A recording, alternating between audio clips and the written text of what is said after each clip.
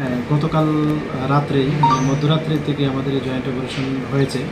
এটা দুধপুকুর কলমছড়া থানার অন্তর্গত, যেখানে 49 বিএসএফ, আমাদের আগরতলা জিআরপি এবং যে লোকাল পিএস আছে কলমছড়া পিএস মিলে আমরা করি।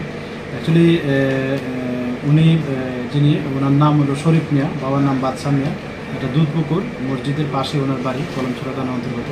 অ্যাকচুয়ালি উনি যে আমাদের আগরতলা রেল স্টেশনে যারা বিডি ন্যাশনাল আছে অবৈধভাবে, তো এরকম কেসের সঙ্গে, পুরোনো কেসের সঙ্গে উনি ইনভলভ ছিলেন এবং আমরা বহুদিন ধরেই মানে কয়েকবার ওনার বাড়ি মানে রেড করা হয়েছে, কিন্তু উনি পলাতক ছিলেন।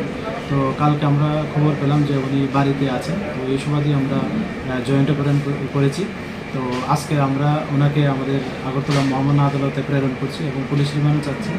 এবং ওনার কাছ থেকে এখন পর্যন্ত আমরা কিছু তথ্য পেয়েছি, কিছু নামও পেয়েছি। তো এগুলি আমরা আমাদের যে বিএসএফের যে গোয়েন্দা দপ্তর আছে, প্লাস আমাদের যে সিস্টার এজেন্সি আছে, আমরা ওনাদেরকেও এটা শেয়ার করেছি।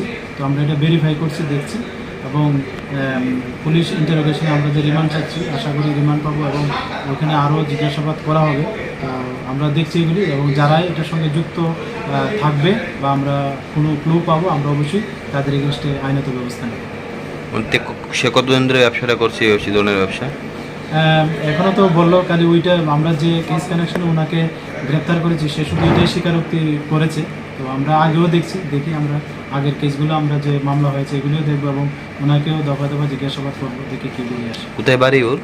ওনার বাড়ি হলো দুধপুকুর, যেটা কলমছড়া থানার অন্তর্গত। নাম? ওনার নাম হলো শরীফ মিয়া, বয়স 42। ইন্ডিয়ানই না বাংলাদেশ? উনি ইন্ডিয়ান। Thank you.